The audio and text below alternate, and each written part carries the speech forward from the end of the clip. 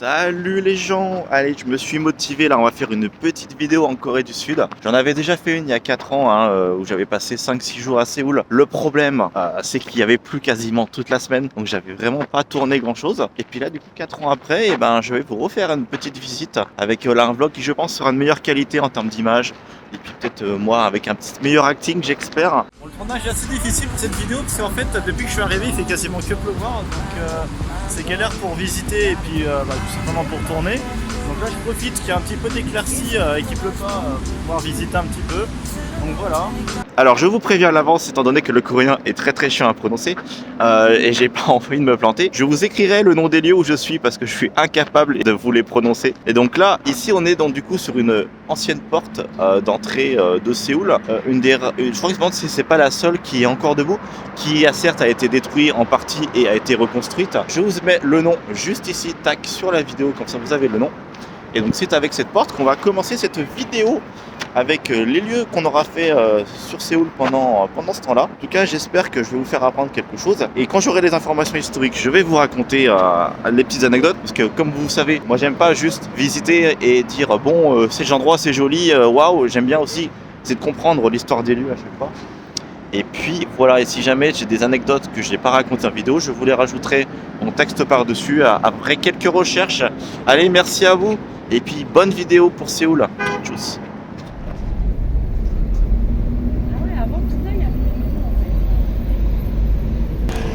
Donc regardez, on a des petits panneaux qui montrent en fait l'évolution de la porte et du village, qui était d'abord un village de Séoul avec les années. Et là on voit qu'à l'époque, regardez, il y avait même des maisons qui étaient à l'intérieur et que c'était vraiment un des bâtiments les plus grands en hauteur à l'époque. Si vous remontez aujourd'hui, il paraît bien ridicule à côté de tous ces immeubles partout autour. Et si on remonte, et du coup on remonte avec le temps, donc bon, voilà, 1910-1945. Et voilà, avec le temps qui avance, 1950-1960. Et on commence à voir déjà quelques immeubles qui se construisent autour. Et hop là! Et là, ouais, 1970, et on commence à voir là, vraiment la version moderne de Séoul qui commence à arriver déjà à l'époque. Voilà. Et voici maintenant dans le présent.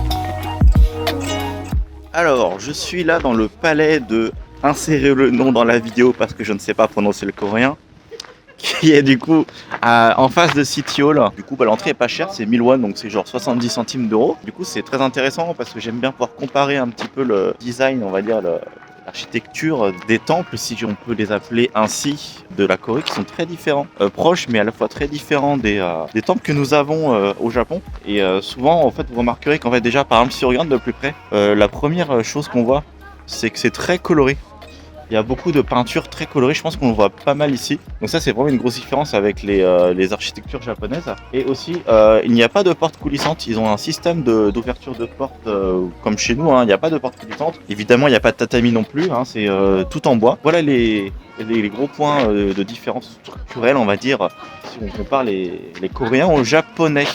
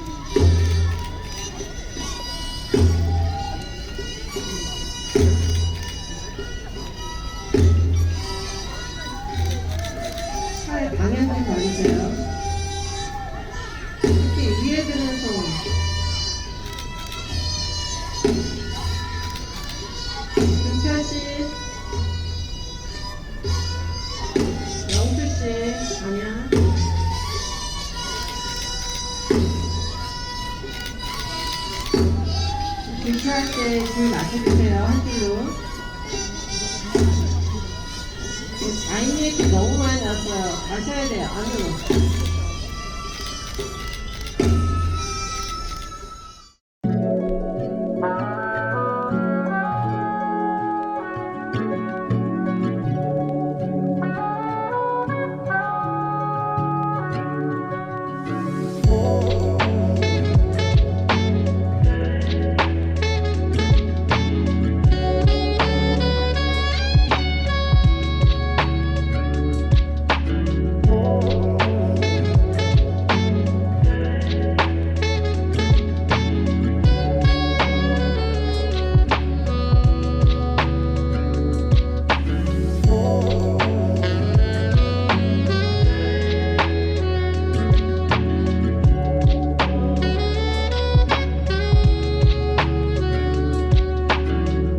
Voilà, on est entre City Hall et on va au nord. En fait, on est sur une des plus grosses artères de la ville qui nous emmène en fait, encore une fois, je vais vous mettre le nom là, le palais. En fait, le palais de l'ancien empereur de Corée. Le palais a été détruit à maintes reprises.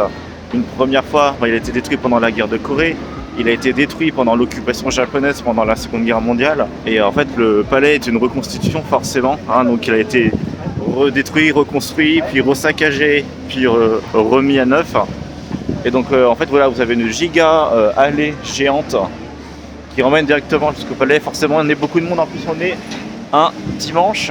Et là du coup je vais vous montrer quelques plans. En fait on se rapproche aussi de la statue de Sejong qui est en gros, on va dire, le fondateur de la Corée, vraiment le roi fondateur, parce que c'est lui qui a inventé le Hangul, donc l'écriture coréenne, qui n'existe que depuis environ 500 ans, donc c'est pas énorme, c'est une langue qui est très récente comparée à beaucoup de langues dans le monde.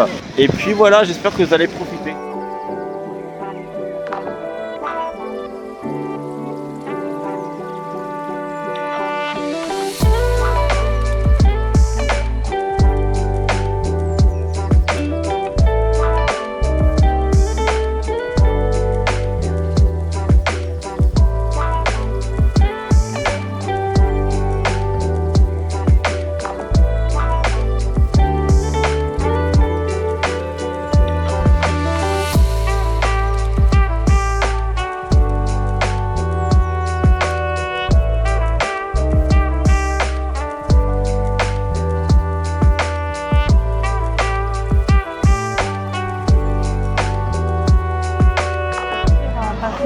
Ouais, changement de plan, je voulais faire découvrir à Krakot le lieu, mais il y a tellement de monde que nous on n'aime pas le monde, ça va être la merde, on va pas profiter des lieux. Là voilà, on est dans l'ambiance calme et traditionnelle, non pas du tout. On était sur le touristique, c'est un petit peu comme tu disais le Kyumizudera de Séoul. Du coup, je voulais vous montrer ça, mais c'est pas grave, au pire vous avez la vidéo d'il y a 4 ans.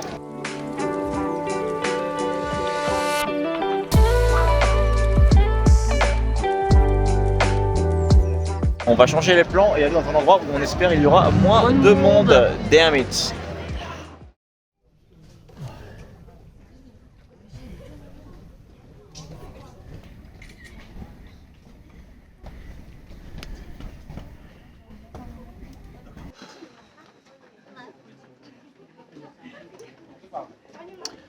Encore une fois, il y a beaucoup trop de monde. Voilà, c'est juste, c'est un lieu qui est hyper hypé parce que très présent dans les dramas et tout coréens. Très jolie maison certes, mais encore une fois, lieu touristique qui en fait il n'est pas sans intérêt, mais intérêt limité au vu du monde et hypé un peu trop à mon goût. Il y a des lieux plus sympas et il y a beaucoup moins de monde. Mais voilà, bon, on va redescendre, essayer de trouver des lieux avec moins de monde, mais c'est très compliqué aujourd'hui, on est dimanche. Il fait beau, il y a du monde. Aïe aïe aïe. Bon.